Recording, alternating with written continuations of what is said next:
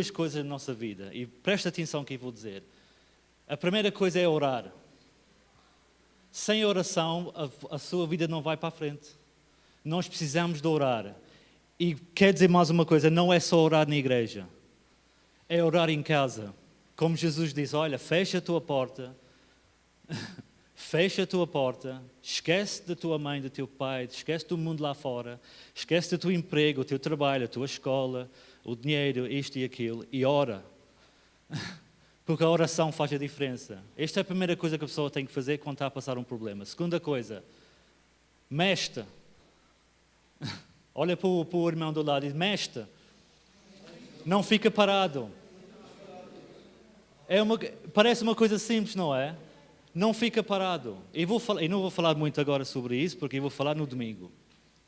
Várias passagens na Bíblia acerca disso. E nós temos de mexer. Não podemos ficar parados. Temos de fazer qualquer coisa. Você vai ter que fazer alguma coisa na sua vida e não pode ficar parado. Com oração e não ficar parado, mexer na sua vida, você vai ver muita diferença. Posso ouvir um amém? Posso ouvir um amém? É isso que eu queria partilhar com a igreja. Se por acaso você conhece alguém, ou mesmo você aqui nesta noite, está a passar um problema, não fica parado. Não fica com desculpas diante de Deus. Mas isto, mas aconteceu aquilo. Mas eu não posso, mas não sei o que é. Para com as desculpas, não fica parado e faz alguma coisa. Nem que você venha aqui à igreja limpar uma prateleira. Mas faça. E já agora a Marta precisa de alguém para limpar as prateleiras. Mas você está a entender? Faz alguma coisa, não só na sua vida, mas também na obra de Deus. Não fica parado. Porque Deus vai estar contigo. Agora você fica parado, você não tem nada à sua frente, não tem nenhum alvo, você vai morrer. Espiritualmente, não fisicamente. Posso ouvir um amém? E ora em casa, irmãos. O que é orar? É falar com Deus. O Bispo Fidalgo lançou um livro. Vai ser lançado, não sei quando, mas já foi escrito. Tive o privilégio de ler hoje. Fomos os primeiros a ler o livro. É espetacular mesmo. Foi um presente de anos, que fez anos ontem. Quem quer comprar um presente ainda está a tempo. E está espetacular. Então vai ser lançado, vai ser gratuito, vai ser posto no nosso site, vai ser gratuito. Logo que aparece no site, vou mandar mensagem para vocês entrar e ler o livro, ok? Que é de extrema importância, amém? Boa reunião a todos, que Deus abençoe.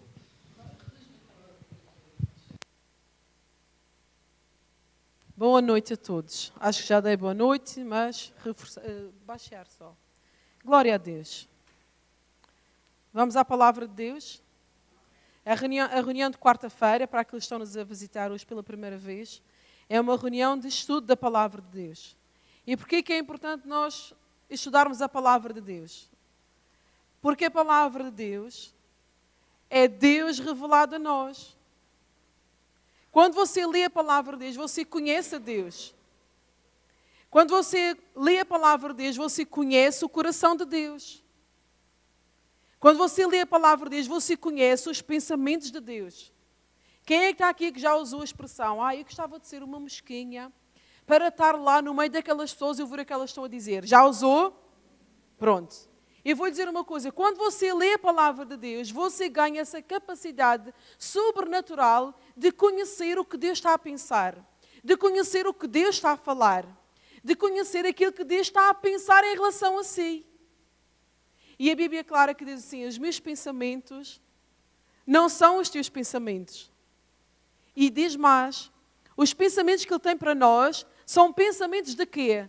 De paz e de bem, para nos dar o fim que nós esperamos. Qual é o fim que você espera para a sua vida? Doença, pobreza, é isso? Não, todos nós desejamos e ansiamos de ter uma vida alegre, uma vida com saúde, uma vida com paz, uma vida com amor e que no fim dessa vida nós conheçamos o Senhor, que vamos para o céu. É através da palavra de Deus que nós temos tudo isso. A Bíblia não é só um livro que, por acaso, é o maior best-seller de todos os tempos, que está traduzida em nem sei quantas línguas. Não, a Bíblia é a palavra de Deus. A Bíblia é Jesus. A Bíblia diz lá, em João 1 que no princípio era o Verbo, a palavra. E o Verbo estava com Deus, que era Jesus. E o Verbo se fez carne. A palavra de Deus se fez carne. Tomou a forma de um homem. E veio aqui a esta terra. E depois continua falando e diz que todo aquele que receber a Jesus Cristo como Salvador, Deus dá o poder de ser feito filho de Deus. Só isto aqui, irmão, olhe, já tínhamos pano para mangas, como se costuma dizer. O Verbo é a palavra. A palavra fez-se carne, tornou-se uma pessoa, Jesus. E para nós conhecermos Jesus, visto que Ele já não está aqui conosco em carne, Ele já andou aqui nesta terra. Muitos tiveram o privilégio de estar lá a tocar nele, de ouvir a voz dele, de tocar nas suas vestes, mas Ele hoje já não está cá. Como é que eu posso conhecer esse Jesus que andou aqui na terra, que dividiu a história, porque a história da humanidade inteira está dividida antes de Cristo e depois de Cristo? Como é que eu posso conhecer esse Jesus que tanta gente fala, se Ele não está cá hoje? Pela palavra. Pela palavra.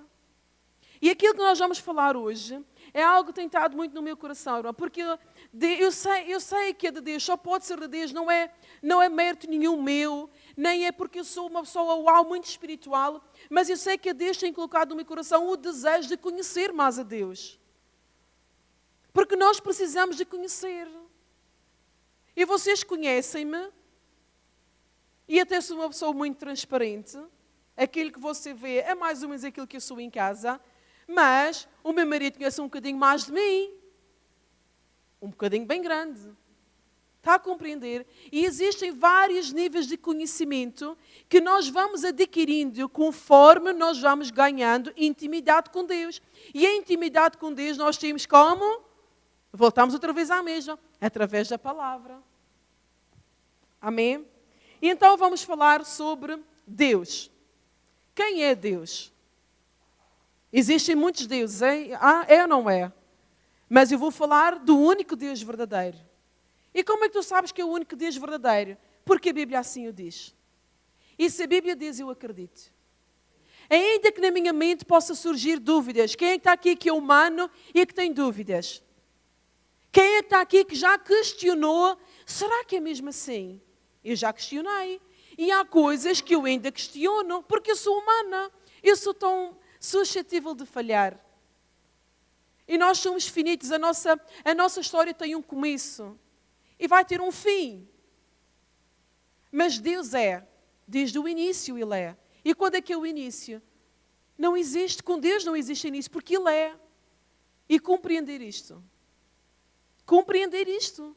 Nós estamos habituados, lá no cemitério você vai, nascer no dia tal e morrer no dia tal. Tem um princípio e tem um fim. Deus não é assim. A Bíblia fala nos Salmos, já vamos ler, que os seus anos não podem ser contados. Uau!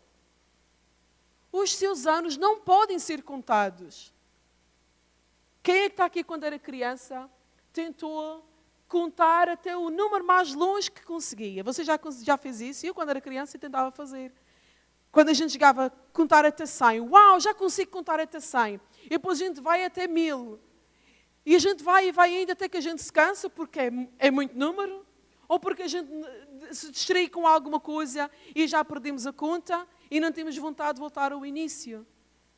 Mas por mais que a gente conte, a Bíblia fala que os anos de Deus não têm fim. Não podem ser contados, porque Ele é Deus, Ele é o princípio. Ele é o princípio, Ele é o fim. Tudo começa nele, tudo acaba nele. E você pode estar a perguntar, Cristina, mas isso é uma lição tão básica. Será que é? Será que é assim tão básico, irmão? Será que nós já conhecemos tanto assim a Deus, que nós passemos ao lado de relembrar que Ele é Deus, que Ele é eterno, que Ele é omnipotente, que Ele é omnipresente, que Ele é santo? Não é assim tão básico, irmão. É de uma profundidade tão grande e nós precisamos investir tempo. Eu já ia dizer gastar tempo, não. Nós gastamos tempo quando estamos no shopping à espera que o marido acabe do ginásio, então estamos lá a fazer tempo à espera que ele venha. Não. Quando nós investimos o nosso tempo a ler a Bíblia, é um tempo ganho. Amém? E então eu vou começar com uma afirmação. Deus não está lá no céu a tentar provar com todas as suas forças ao mundo que Ele existe. Não está. E até digo mais. Deus não está preocupado em provar a existência dEle. Porque Ele é. Ele deseja... Melhor desligar aquilo. Está-me a afetar muito a garganta. Ele deseja... Ele não tenta provar a sua existência. Ele não está lá no céu a pensar em maneiras e estratégias como é que Ele vai fazer para que o povo incrédulo acredite nele. Mas uma coisa Ele deseja ser conhecido de nós que somos o seu povo. Ele deseja ter um relacionamento pessoal, um relacionamento próximo, um relacionamento de tu cá, eu cá, tu lá. É assim que Deus deseja que nós o conheçamos. Que nós tenhamos ousadia de entrar no seu santuário e tratar Deus por Pai. Porque Ele é Deus. Mas sabe que eu não o vejo e não olho para Deus a pensar, uau, Ele é Deus. Lá está. O nível de intimidade vai aumentando. Eu não olho para Deus a pensar, Ele é Deus. Sim, Ele é Deus. Mas Ele é o meu Pai. Se calhar alguma pessoa está a me ouvir pela primeira vez, ou alguém que possa estar a ouvir esta lição, não tem a noção de Deus como Pai. Tudo bem. Eu também já pensei em Deus como só Deus. Eu pensei em Deus como o Todo-Poderoso. Mas aquilo que Ele deseja, irmão, é que nós o conheçamos como Pai. Amém? A existência de Deus é uma verdade fundamental das Escrituras. A Bíblia inicia-se apresentando a realidade da existência de Deus, dizendo assim, Gênesis 1, versículo 1. Vamos lá abrir?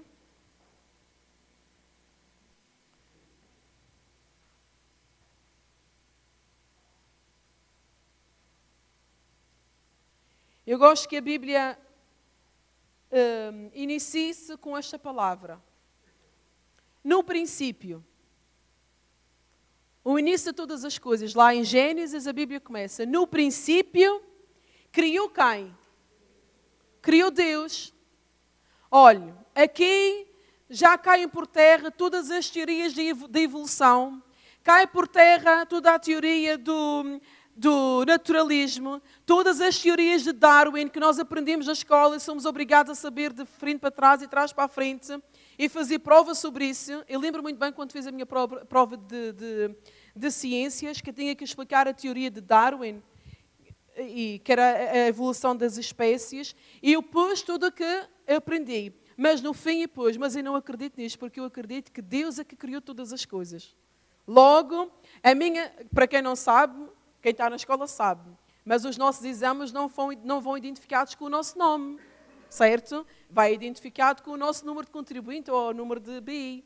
Mas o meu professor, logo que vi aquele exame, imagine lá, ele sabia que era eu.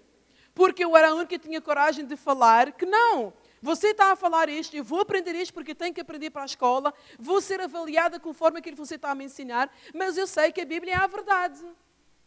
Então aqui diz, no princípio criou Deus o céu e a terra, os céus e a terra.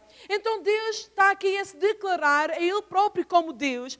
Ele não precisa de provar mais nada, porque toda a criação dele prova a existência dele. Tudo aquilo que Ele fez, você olha para o universo e você pensa, mas quem é que teria a capacidade de criar o céu e a terra? Quem é que consegue chamar as estrelas pelo seu nome? Quem é que consegue formar o sol, formar a lua, formar as estrelas, os firmamentos, formar as galáxias?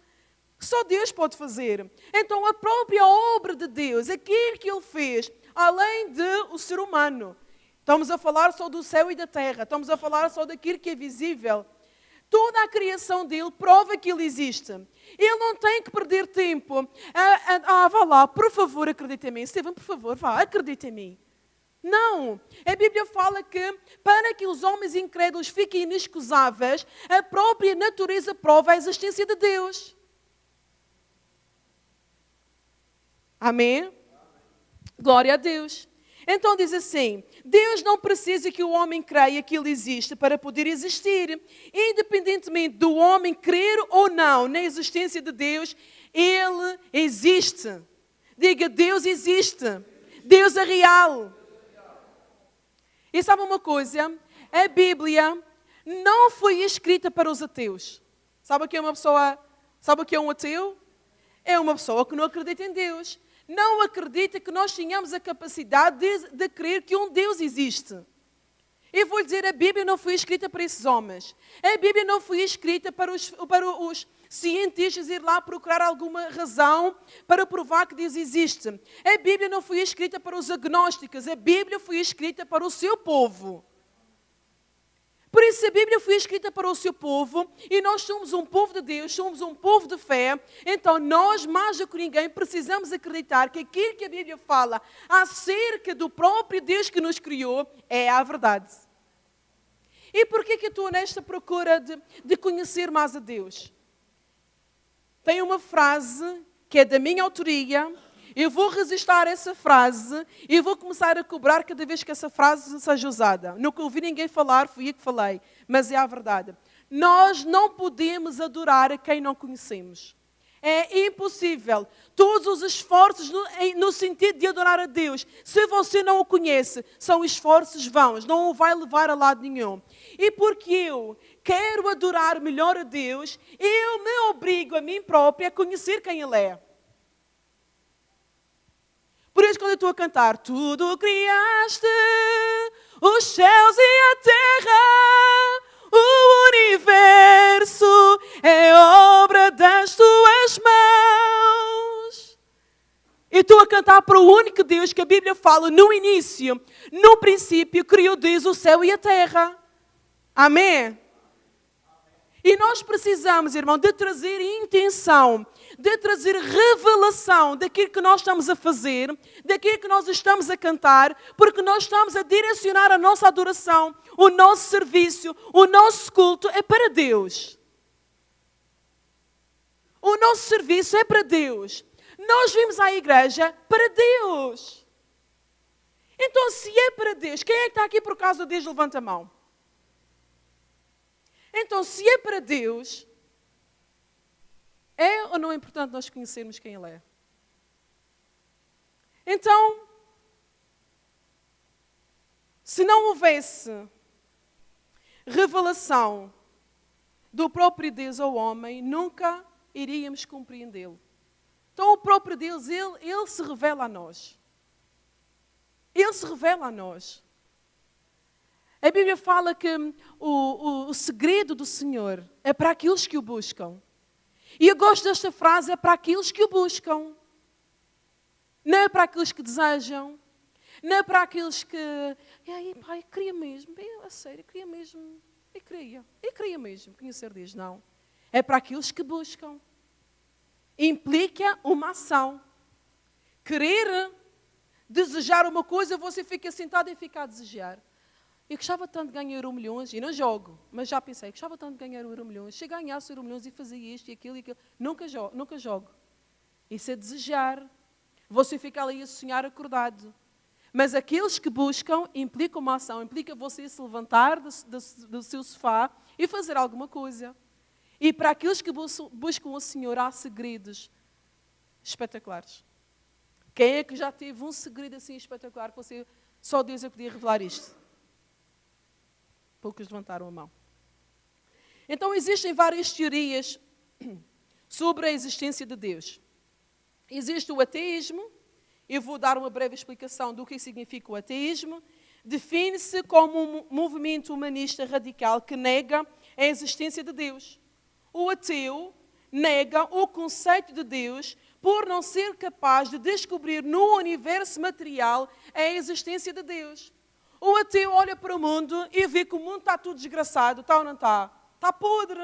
O ateu olha para as guerras, olha para as crianças a morrer, e porque não consegue ver Deus no mundo natural, ele nega a existência do próprio Deus. Mas digo já uma coisa, que Deus não se discerne com o nosso entendimento. E há um grande perigo, irmão, quando nós queremos discernir Deus, compreender Deus com a nossa mente, porque Ele é Espírito. Ele é Espírito e Ele revela-se ao nosso Espírito, pelo seu Espírito, que em nós habita. Amém? Existe outra teoria, que é o politeísmo, que é conhecida a cultura de muitos deuses. Só na Índia existe uma estimativa de 13 milhões de ídolos, 13 milhões de deuses. Em tudo há um Deus. Uma vaca é um Deus, um rato é um Deus, ou não sei das quantas é um Deus. Tudo é Deus. Vocês nunca ouviram esta expressão? Existem culturas onde tudo é Deus. Você não pode matar um inseto porque o inseto pode ser a avó que reencarnou. Então é um Deus, não pode matar. Não pode matar uma planta porque a planta pode ser a tia que morreu atrapada por um autocarro e agora renasceu numa rosa porque ela gostava muito de rosas. Está a ver? Eu não estou a gozar, estou a falar aquilo que é a verdade, aquilo que se ouve. E então existem este movimento, uma teoria sobre a existência de Deus. Se por um lado existe o ateísmo, que nega a existência de Deus, por outro lado existe o politeísmo, que é muitas religiões, muitos deuses. E então existe por outra corrente que vem do politeísmo, que é o panteísmo, que é tudo é Deus. Era aquilo que eu estava a falar. Tudo é Deus. É um sistema de pensamento que confunde Deus com a natureza. E o identifica com o universo. Eu vou dizer uma coisa, o universo prova a existência de Deus, porque foi criado por Ele. Mas o universo não é Deus. Porque a Bíblia fala em Coríntios que os homens mudaram o uso natural das coisas e começaram a adorar mais a criatura do que o próprio Deus. Começaram a adorar a obra das mãos de Deus e não o próprio Deus. E eu digo uma coisa, é um risco, é de procedência maligna. Deus não se agrada, porque Deus quer a adoração para Ele. Mas Deus quer a adoração para Ele não da mesma maneira que o diabo quer. Porque eu posso afirmar, Deus deseja adoração para Ele, e é verdade. E eu posso, por outro lado, afirmar que o diabo deseja adoração para Ele, e é também uma verdade. Mas Deus não deseja adoração para si mesmo, da mesma maneira que o diabo deseja adoração para si mesmo. O diabo deseja adoração porque no coração dele há maldade. Porque ele lá no céu, quando ele era um querubim ungido, ele queria ser igual a Deus. Ele tinha inveja de Deus. E pior, ele tinha inveja da obra das mãos de Deus, que é você e que sou eu. E então ele queria subir acima de Deus. E ele quer a adoração para ele para desviar a atenção de Deus. Deus deseja a adoração para ele, sabe como? Voluntária. Voluntária. De total reconhecimento que Ele é Deus. Deus não deseja adoração para Ele com medo. Nós não podemos ir a Deus, tentar conhecer Deus ou adorar a Deus com medo ou da ira de Deus, nem com medo de ir para o inferno, nem com medo se não adorar a Deus eu vou ser amaldiçoado. Não, Deus deseja a adoração voluntária. Com alegria, com reconhecimento, com um quebrantamento em nosso coração. Amém? Pronto, existem os agnósticos, que não podem conhecer. Este sistema de ensino tem por objetivo negar a capacidade humana de conhecer a Deus. Então eles dizem, a mente finita não pode alcançar o infinito. Mas eu vou dizer uma coisa. Eles têm a razão nisto. A mente finita não pode alcançar o infinito. É verdade ou não é? É verdade. Mas eu vou lhe dar uma boa notícia. Nós temos a mente de Cristo. A minha mente não é mais finita, eu tenho a mente de Cristo. E todo aquele que reconhece Jesus, todo aquele que reconhece o único Deus como Deus verdadeiro, a Bíblia fala que é-lhe dado a mente de Cristo. Logo, o conhecer a Deus, esta teoria cai por terra, porque a Bíblia tem resposta para tudo. A mente de Deus, porque é finita, porque é uma mente morta, porque é uma mente que está obstruída pelo pecado, não podem conhecer a Deus. Nem podem sequer começar a conhecer a Deus. Mas glória a Deus que no dia em que eu entreguei a minha vida a Jesus, Olha, foi assim. Tudo foi feito novo. Tudo foi feito novo. E a minha mente é a mente de Cristo. A sua mente é a mente de Cristo. Por isso nós podemos alcançar o Deus infinito. O Deus que é tão grande, que é tão difícil de se conhecer para nós, por causa da nossa mente de Cristo, por causa do Espírito Santo. Ele deseja se revelar. E mais diga, irmão, Deus vai se revelar a cada um de nós de uma maneira tão linda e maravilhosa que você vai saber que é Ele. A maneira como Deus se revela a mim não é a mesma maneira que Ele vai se revelar a si.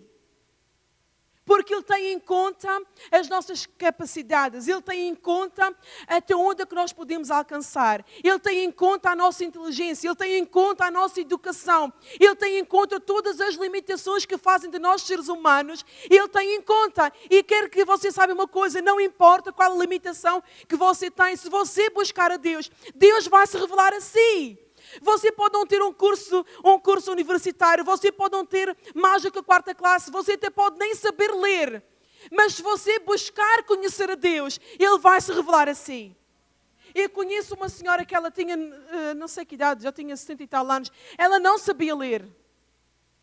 Ela não sabia ler, ela era intercessora, ela tinha o dom de interceder. E ela fazia, quando ela queria marcar a lista das pessoas para orar. E ela identificava cada pessoa, como ela não sabia escrever o nome, ou fazia uma estrelinha, ou fazia um bonequinho de uma maneira ou de outra. E ela não sabia ler, mas quer dizer, aquela mulher estava todos os dias a interceder. E ela conhecia Deus. E ela morreu acreditando em Deus. Sabem quem é que eu estou a falar? Glória a Deus. Por isso, Deus não está limitado ao nosso conhecimento para nos dar a nós o conhecimento de quem Ele é. Amém? E nestas teorias todas, existe uma que nós temos de estar em alguma delas, sim ou não? E existe uma que é monoteísmo, que é um só Deus. Um só Deus. E eu vou ler. O monoteísmo é a crença de que existe um só Deus, com letra maiúscula, ok? Um só Deus com letra maiúscula, que criou todas as coisas e sustenta pela sua palavra todo o universo. Vamos abrir em Hebreus, porque quero que você saia daqui com a certeza daquilo que eu estou a falar. É a palavra de Deus. Amém? Não é a minha capacidade, não é a minha inteligência. Por mais... Hebreus quanto? 1. E todos aqueles que têm esta Bíblia do pregador pentecostal têm esta pregação aí, está bem? Para você não pensar que eu sou uma pessoa, uau, como é que ela sabe aquelas coisas todas? Está tudo aqui. Mas se você estás lá, trouxeste essa Bíblia? Não, não trouxeste. Está mal. Pois é. Hebreus 1, diz assim, no versículo 1.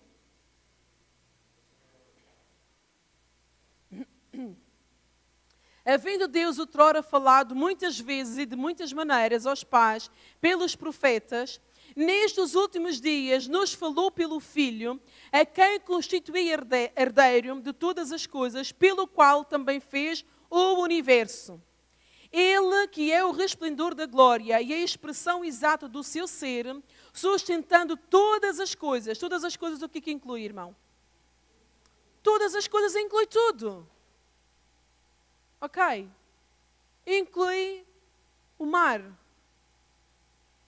Inclui a lua, inclui o sol, inclui tudo. Tudo aquilo que é visível. Está tudo sustentado por Ele. Sustentando todas as coisas pela palavra do seu poder, depois de ter feito a purificação dos pecados, assentou-se à direita da majestade nas alturas, tendo-se tornado tão superior aos anjos quanto herdou mais excelente nome do que eles. Então, Deus, aqui, o monoteísmo, que é onde nós nos integramos e aprovado biblicamente, é o oposto do politeísmo, que é aqui que nós vimos que tem muitos deuses, tudo é Deus. Defende o culto verdadeiro de adoração a um só Deus. E só para você, em título de curiosidade, só há 2 religiões no mundo que defendem o monoteísmo. Você sabia disso? Não sabiam? Quantas pessoas têm esta Bíblia? Já deviam saber. Estou a brincar. Só existem duas religiões no mundo que defendem que há um só Deus. O primeiro é o cristianismo. E o segundo é o islamismo. Ok? Todas as outras religiões defendem a existência de vários deuses, mais do que um, que é contrário à Bíblia. A Bíblia apoia claramente esta doutrina dizendo, quer ver onde? Abra aí. Em Isaías 45. A Bíblia será sempre o nosso tira-teimas. É onde nós vamos esclarecer as nossas dúvidas. Isaías 45, 22.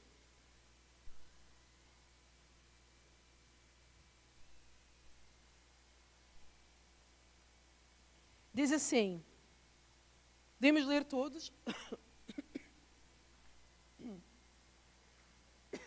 Vamos ler todos ao mesmo tempo, pode ser? Mas é ao mesmo tempo. Não é eu ditar e você ler, está bem? 1, 2, 3.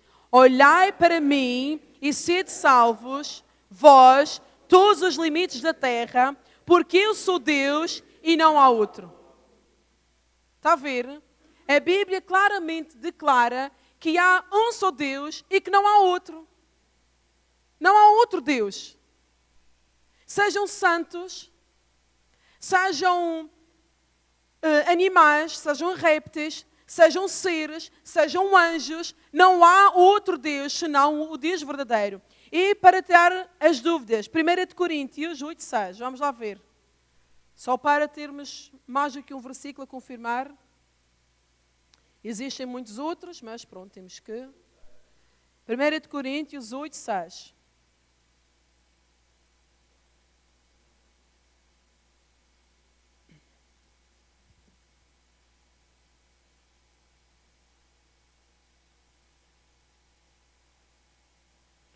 Olhe, até para tornar interessante, podemos ler até do versículo 3. Diz assim, mas se alguém ama a Deus, esse é conhecido por Ele. No tocante à comida sacrificada a ídolos, sabemos que o ídolo, a imagem de escultura, de si mesmo nada é no mundo, e que não há senão um só Deus. Porque ainda há também alguns que se chamem deuses, letra pequena, quer no céu ou sobre a terra, como há muitos deuses e muitos senhores. Versículo 6. Todavia, para nós há um só Deus, letra maiúscula, o Pai, de quem são todas as coisas e para quem existimos, e um só Senhor, Jesus Cristo, pelo qual são todas as coisas e nós também por Ele. Entretanto, não há esse conhecimento em todos. Está a ver? Este conhecimento de que há um só Deus, que há um só Senhor Jesus Cristo, a Bíblia claramente declara que não há este conhecimento em todos. Significa que há diferença entre aquele que acredita em Deus e aquele que não acredita em Deus. Por isso é que eles têm tanta dificuldade em conhecer, em reconhecer que Deus é o Senhor, porque não há esse conhecimento neles. Mas cabe-nos a nós, irmão, levar este conhecimento lá fora. Cabe-nos a nós pegar nos feridos que nós temos, publicar as nossas pregações para que o mundo saiba que há um só Deus, há um só Senhor, e Ele chama-se Jesus Cristo. E a Bíblia claramente afirma em João 14,6 que Jesus Cristo, Ele é o caminho, Jesus Cristo é a verdade, Jesus Cristo é a vida e Ele é o único caminho que nos leva a Deus Pai. Amém? E neste conhecimento de Deus, eu preciso tocar aqui num tema que é de extrema importância, que é a Trindade. A Santíssima Trindade. Santíssima Trindade, que é um termo usado lá fora, que as pessoas nem sabem o que significa. Nem sabem a implicância que é a Divina Trindade. Ou como tem aqui, a Santíssima Trindade. E eu quero dizer uma coisa. A maior batalha que o diabo está a ter lá fora é fazer crer que Jesus Cristo não é Deus. Eu até posso dizer um exemplo. os testemunhas de Jeová acreditam que Jesus Cristo é o Filho de Deus. E esta? Eles acreditam que Jesus Cristo é o Filho de Deus, mas eles não acreditam que Jesus Cristo é Deus na mesma igualdade que Deus o Pai é Deus. E esta é a maior luta que o diabo quer ter, porque só o reconhecimento de Jesus Cristo como Deus é que nos dá a salvação, irmão. E o diabo quer de toda a forma, de todo o feitio, de toda a maneira, levar o povo, até muita gente que se diz cristã, a tirar os olhos e a negar que Jesus Cristo, Ele é Deus. Como nós lemos no início da reunião, como eu mencionei no início da reunião, no início era o Verbo, e o Verbo estava com Deus, e o Verbo era Deus, e o Verbo fez carne, habitou entre nós, tornou-se igual a nós, foi à cruz, venceu a cruz, foi ao inferno, venceu o inferno e ressuscitou. Jesus é Deus. E a Trindade, irmão, é um mistério. É um mistério que só pelo Espírito Santo de Deus é que nós podemos compreender. Porque vou dizer uma coisa, é uma união, não é uma união, é uma unidade tão forte, em que você, pelo Espírito Santo de Deus, você consegue distinguir a característica de Deus Pai, Jesus Cristo, o Espírito Santo, mas eles são um. A melhor forma de explicar isto, você que imagine, um ovo. Aqueles que são alunos do IFC, se calhar, já ouviram este exemplo, mas eu vou dar este exemplo. Se você ver uma casca de ovo, você vai identificar como sendo ovo? Vai identificar. Se você ver uma casca, você olha, está ali uma casca de ovo. Você identifica como sendo o ovo. Se você ver a gema, você identifica como sendo parte do ovo. Se você ver a clara. Então, o ovo é uma unidade com três coisas distintas. Tem a clara, tem a gema e tem a casca. Veja como Deus ainda hoje utiliza parábolas para nós possamos compreender o segredo que muitos não conseguem compreender. Você que imagina o sol. Ok? Vamos agora para uma grandeza maior. Você que imagina o sol. O sol é o sol. É ou não é? Mas ele irradia calor. Ele irradia luz. E ele irradia mais o quê? Luz, calor e mais uma coisa. Está a ver? E Deus é assim. Não precisa ser confuso para compreender que Deus é Deus, que Jesus Cristo é Deus e que o Espírito Santo de Deus também é Deus. São três que se distinguem entre si, mas que são um. Que se completam. Amém? Então vamos ver. A Bíblia afirma de forma categórica nas suas páginas que há um só Deus. Entretanto, eu vou ler como está aqui para vocês compreenderem. Entretanto, esse Deus único se manifesta em três pessoas divinas. Deus Pai, Deus Filho e Deus Espírito Santo. Todos nós já ouvimos falar em nome do Pai, eu te batizo em nome do Pai, em nome do Filho, em nome do Espírito Santo. Então a Bíblia afirma em vários exemplos e declara estas três pessoas como sendo só um. Nós vimos no início quando Deus criou Adão e Eva, quando criou o universo, em Gênesis 1:26, para que eles estão a apontar, era Deus. Nós lemos há pouco, no início criou Deus o céu e a terra. E depois, mais à frente, diz assim, que Deus disse, façamos o homem à nossa imagem e semelhança. Se ele ainda estava no processo de fazer o homem, eu pergunto, com quem é que ele estava a falar? Com o homem não era, porque o homem ainda não estava feito, certo? Então, façamos implica a ideia de duas ou mais pessoas. E então aqui pela Bíblia toda nós vimos vários indícios, várias provas irrefutáveis de que Deus é um ser tríneo. Amém? Não é três deuses. Não são três personalidades diferentes, não. Ele é Deus. Ele é Jesus. Ele é Deus Pai. Ele é Deus Espírito Santo. E estes três são um. Por acaso eu achei engraçado uma forma muito gira de nós ensinarmos às crianças O que é Deus? Eu, por acaso, era para trazer, mas eu esqueci. Ninguém tem um spinner. Ninguém tem. Tens aí um spinner?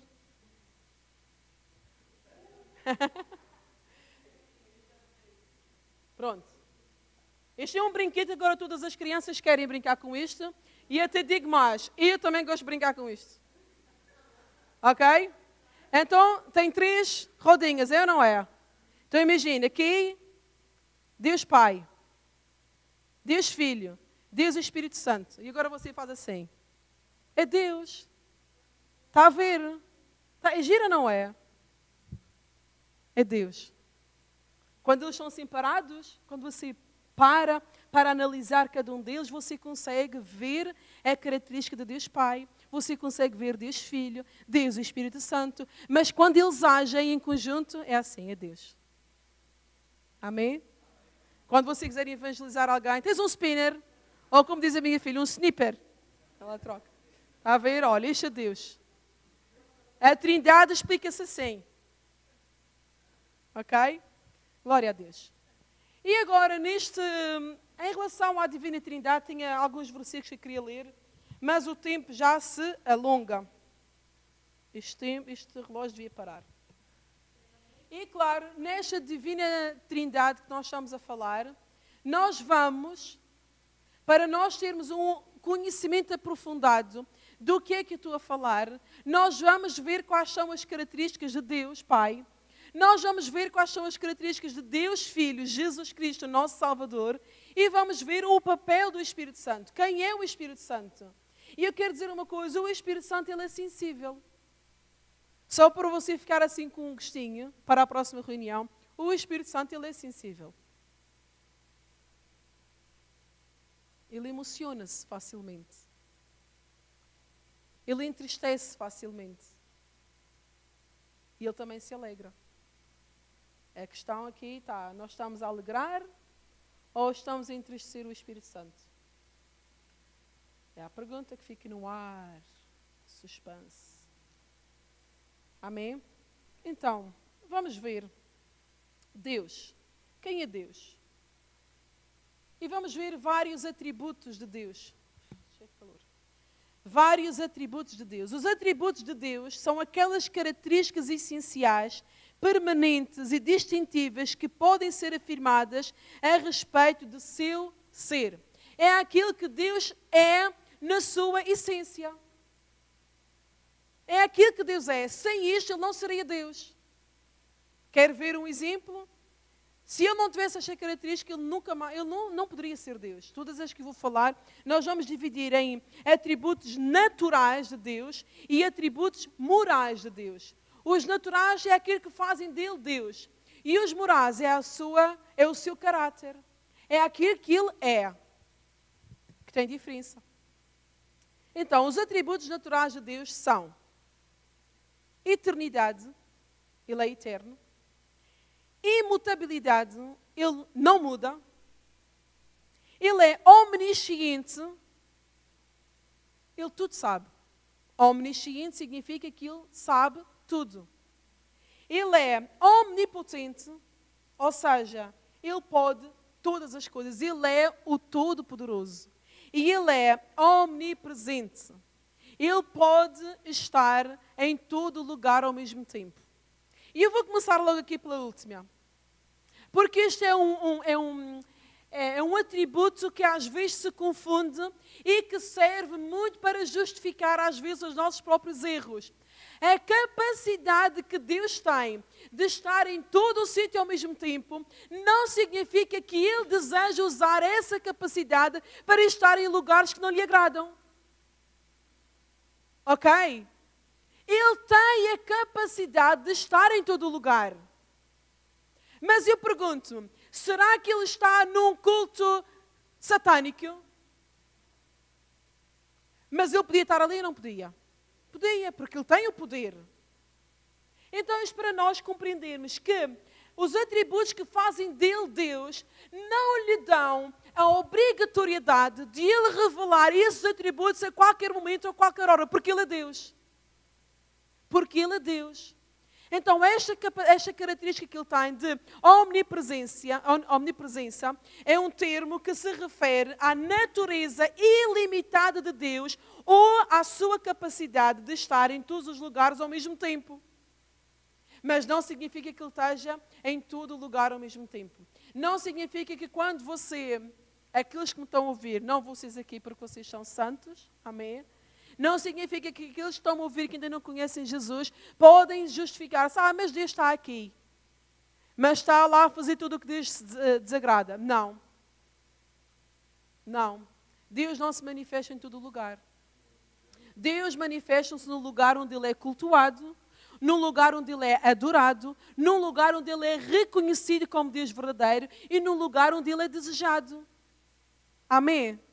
Então nós vamos ver a Bíblia, o próprio rei David, ele escreveu sobre esta capacidade de Deus de estar em todo lugar. Quer saber onde? Vamos lá abrir. No Salmo 139. Gosto muito deste Salmo. Tu me sondas e conheces o meu deitar e levantar. Tu entendes o meu coração. Salmo 139. Então diz assim no versículo 7.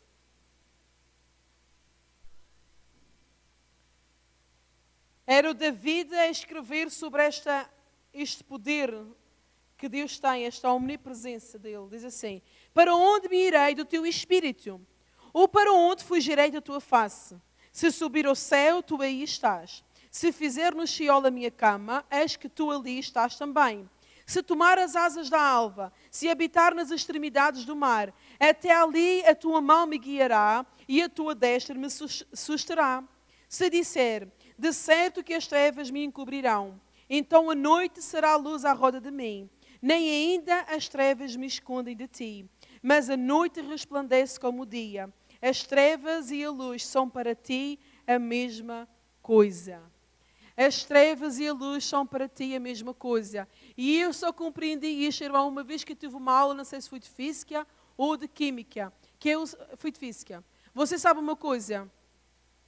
A escuridão, irmão, é apenas a ausência de luz. Por isso, onde Deus está, não há lugar para a escuridão. Nem sequer se pode ponderar a possibilidade de, na presença de Deus, haver algo escuro, haver algum recanto onde não haja luz, haver algum recanto onde não haja vida, haver algum recanto onde haja morte, porque Ele é luz.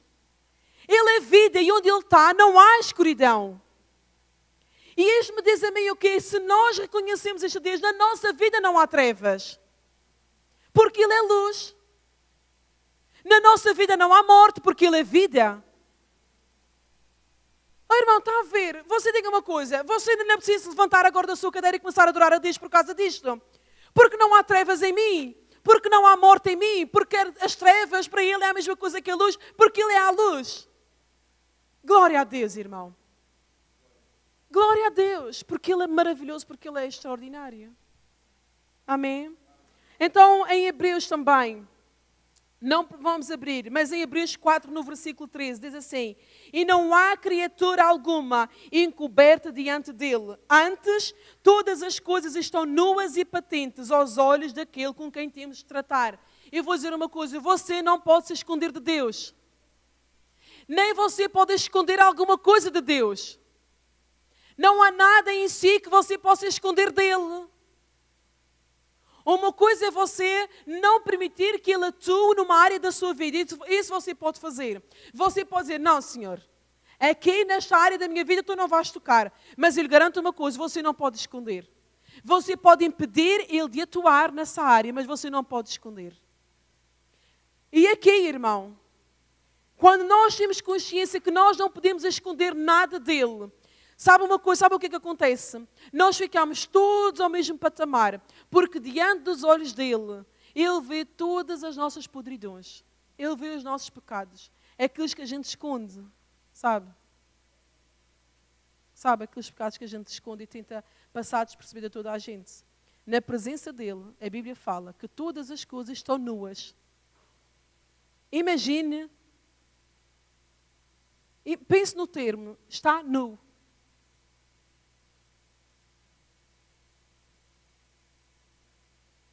Você imagina o que é você estar a tomar banho na sua casa. E tanto quanto eu sei, toda a gente toma banho nu. E imagine que por acaso alguém desconhecido entrava na sua casa e via você nu. O que é que você fazia? Era assim que você se punha?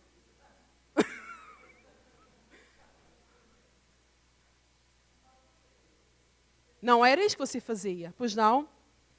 Você ia se esconder. Se calhar até jogava-se para o chão. Ou até dava um grito, sei lá, qualquer coisa. Mas você está a ver, na presença de Deus está tudo nu. E se não fosse o sangue de Jesus Cristo, sabe como é que nós estávamos? Nós estávamos como o Adão estava lá, como o Adão estava lá no jardim. Escondido atrás de um arbusto, porque ele reconheceu a sua nudez. Mas eu quero dizer uma coisa, irmão. Todos nós precisamos de chegar a uma altura da nossa vida onde nós reconhecemos a nossa nudez e onde nós realmente tenhamos vergonha do nosso pecado. Porque só quando nós tivermos vergonha do nosso pecado é que nós podemos confiar a Ele para que Ele tire essa vergonha. Enquanto nós tentarmos esconder, Ele não pode atuar. Enquanto nós tentarmos camuflar o nosso pecado, enquanto nós tentarmos justificar o nosso pecado, Ele não pode fazer nada. Mas quando nós dizemos, Senhor, eu estou nu. Senhor, eu estou nu. Sabe o que é que Ele vai fazer?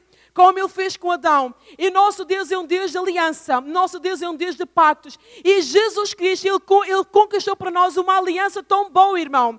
Porque nós não precisamos de estar nus nos nossos pecados. Porque a Bíblia fala que Jesus Cristo, Ele riscou a cédula que era contra nós. O pecado que trazia vergonha, Ele riscou. E nós não estamos nus diante de Deus. Porque Jesus Cristo, Ele conquistou para nós essa posição de honra, essa posição de filho, essa posição de rei, de sacerdote, que tinha sido roubada quando o Adão caiu. Jesus conquistou para nós. E as vestes que nós temos, glória a Deus. Glória a Deus. As vestes que nós temos não é mais a pele de cordeiro, não é mais as folhas da figueira. Não, as vestes que nós temos é as vestes do sangue de Jesus. Eu estou a falar de Deus. Eu estou a falar que Deus é omnipresente. Veja onde já vou. Deus é omnipotente, Ele pode todas as coisas. Ele é o Todo-Poderoso. Refere-se à omnipotência de Deus, refere-se ao poder ilimitado de Deus. David também escreveu sobre esta característica. No Salmo 145 diz assim: grande é o Senhor e muito digno de louvor, e a sua grandeza é inescrutável. Não há como dissecar, não há como explicar, não há como compreender a grandeza de Deus. Ele é todo-poderoso. Ele é o Todo-Poderoso. O próprio Deus se revelou a Abraão na sua omnipotência, dizendo: eu sou o Deus Todo-Poderoso. É assim que Ele se apresentou a Abraão. Quando ele chegou lá, Abraão: Senhor, quem és tu? Eu sou o Deus Todo-Poderoso. Eu sou. E quero dizer uma coisa: Jesus Cristo fala de Deus como sendo o único Deus a quem tudo é possível. Em Mateus 19, 26, ele diz assim: porque a Deus tudo é possível. O próprio Jesus testificou de Deus Pai como o único Deus a quem tudo é possível. O que é impossível na sua vida? Não há impossíveis na sua vida, irmão. Não há impossíveis. Para Deus tudo é possível. Agora vamos renovar a nossa mente e começar a falar como Deus fala. Para Deus tudo é possível. Para Deus tudo é possível.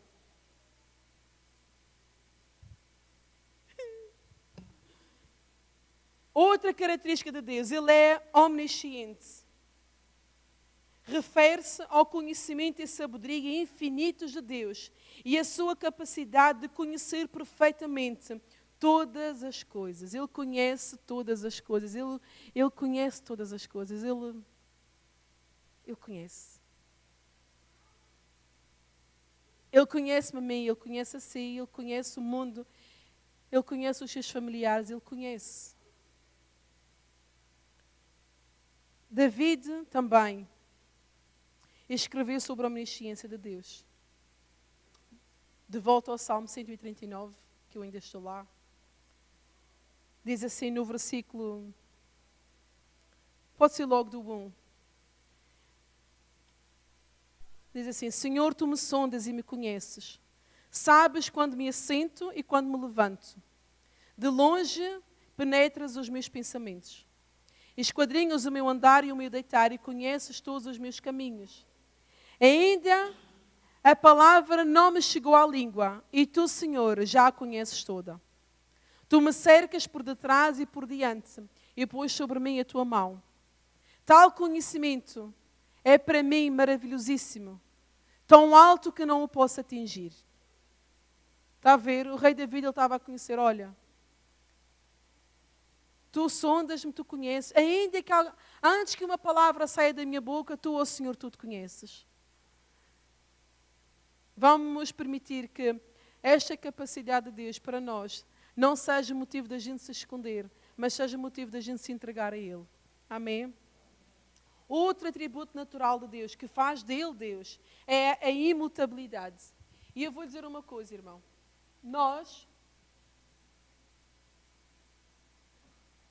Você que grave isto.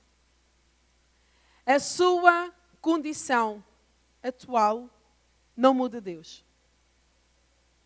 O problema que você tem não muda Deus.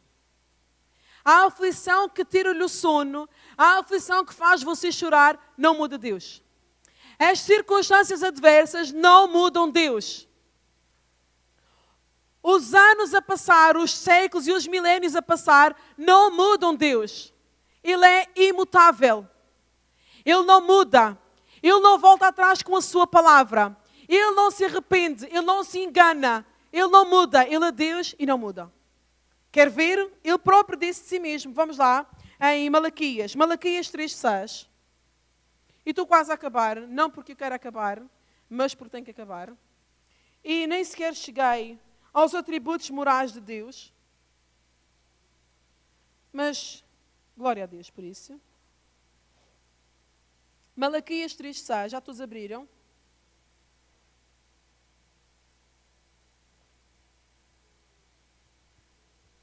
Diz assim: porque eu, o Senhor, diga comigo, não mudo. Eu, o Senhor, não mudo. E se Ele diz que não muda, newsflash, Ele não muda. Se Ele diz que não muda, você estar a jejuar 40 dias e 40 noites não vai mudar a Deus. Se Ele diz que não muda, você ir choramingar e chorar e tentar manipular a Deus como nós fazemos uns com os outros, Ele não vai mudar. E estava em casa, estava a estudar esta lição e pensei, carambas. E não é que às vezes nós quase que caímos num erro de pensar que conseguimos mudar a Deus? Não é verdade? Nós pensamos que uma oração bem feita, ali bem sentida, ali bem encaixada no lugar certo, que Deus vai se mover e Ele vai mudar. Deus até vai aceitar porque nós tivemos um bom argumento. Quem é que está aqui que sabe argumentar bem com Deus? Quando lhe convém. Tomara nós tivéssemos a capacidade de nos lembrar de todas as coisas boas que Deus faz para louvarmos a Ele, como nós temos a capacidade de nos lembrar todas as boas obras que nós fizemos para Deus. Porque na hora do aperto, na hora de nós argumentarmos com Deus, quem é que se lembra das obras boas que fez? Eu lembro-me. Eu lembro-me que eu, naquele domingo, eu não tinha vontade de ver, mas Senhor, e foi por amor a Ti. E eu não tinha vontade de jejuar, mas eu lembro, Senhor, eu jejuei. E eu me esforcei e eu dei, isso me é bastante. Está a ver? Nós tentamos regatear com Deus, mas Deus não muda. Ainda assim Ele não muda. Nenhuma circunstância pode trazer mudança a Ele. E o apóstolo o apóstolo Tiago falou, vamos abrir Tiago 1:17. Bem lá para o fim da Bíblia.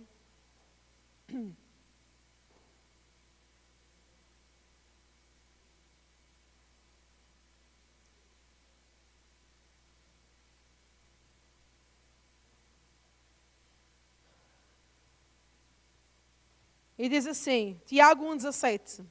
Toda a boa dádiva e todo o dom perfeito vem do alto, descendo do Pai das luzes, em quem não há mudança nem sombra de variação.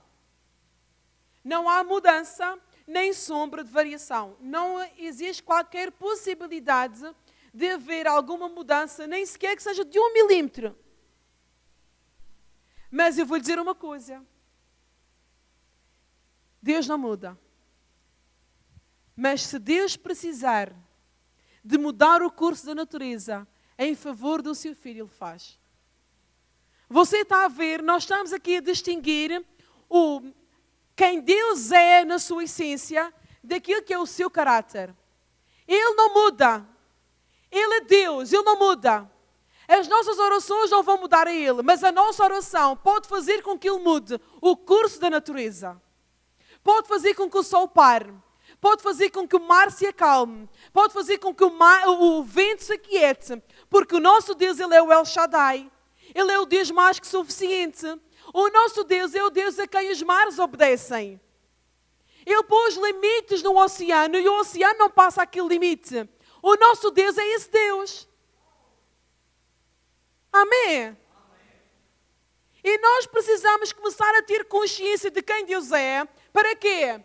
Para quando nós formos a louvar a Deus, nós vamos com uma preocupação, nós vamos com uma dor, nós vamos com uma situação que não conseguimos resolver. Mas nós louvamos a Deus porque Ele é imutável, mas louvamos a Deus porque Ele é mais do que suficiente, porque Ele é o Todo-Poderoso e Ele tudo fará. Ele tudo fará, irmão, por amor de si e por amor de mim. E mais digo, Ele já tudo fez. Quando Jesus lá naquela cruz, na cruz que era de vergonha, na cruz que era de dor, na cruz que era suposto ser o fim. E foi o fim. Porque lá naquela cruz a morte morreu. Ouça, na cruz a morte morreu. Mas lá naquela cruz Jesus disse, Senhor, Pai, está consumado. A obra estava feita. O propósito com que Ele veio estava feito. Não há mais nada. Deus não vai fazer nada mais do que Ele já fez. Ele já fez tudo o que tinha a fazer. Entremos no trono dEle com ousadia, com inteira certeza de fé. Com inteira certeza de fé. Com inteira certeza que quando Ele disse está consumado, estava consumado todo o plano para a minha vida. Porque lá na cruz, levando Ele mesmo em seu corpo os nossos pecados sobre o madeiro, para que mortos para os pecados pudéssemos viver para a justiça, e pelas suas pisaduras fomos sarados. Onde está a morte, a tua vitória? Onde está o inferno, o teu aguilhão? Vencida, tragada foi a morte. Por isso lá naquela cruz que era para ser vergonha, não foi vergonha. A cruz representa a vitória de Jesus. Mas a cruz só representa a vitória de Jesus se você olhar para ela vazia. Porque a cruz está vazia. A cruz está vazia, irmão. E é isso que faz do cristianismo uma religião viva.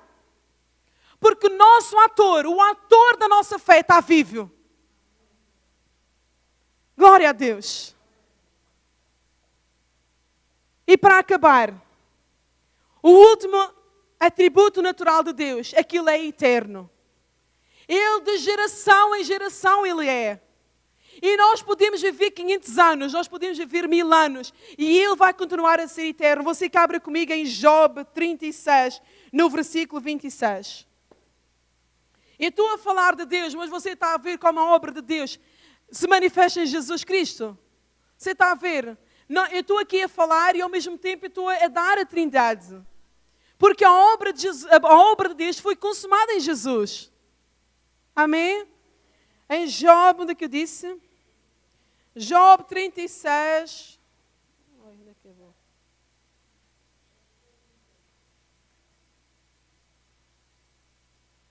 Onde é que está? Diz assim. Onde é que está? Eis que Deus é grande e não o podemos compreender. O número dos seus anos não se pode calcular. Não existe calculadora nenhuma no mundo que possa calcular os anos de Deus, porque Ele é eterno. Ele é o princípio, Ele é o fim. Ele é o alfa e o ômega. Ele é de geração em geração, de eternidade em eternidade. Ele é Deus. A eternidade de Deus é a adoração infinita, sem começo e sem fim. Deus não teve princípio, Ele não terá fim. Ele conhece os acontecimentos futuros. Contudo, o passado, o presente e o futuro são igualmente conhecidos para Ele. Para nós, os acontecimentos acontecem um a um. Acontece um a um. Mas Deus vê todos os acontecimentos como um todo ligado, como se fosse um único acontecimento. Moisés escreveu sobre a eternidade de Deus dizendo, Salmo 92, diz assim, antes que os montes nascessem, ou que tu formasses a terra e o mundo, sim, de eternidade a eternidade, tu és Deus. Amém? Glória a Deus.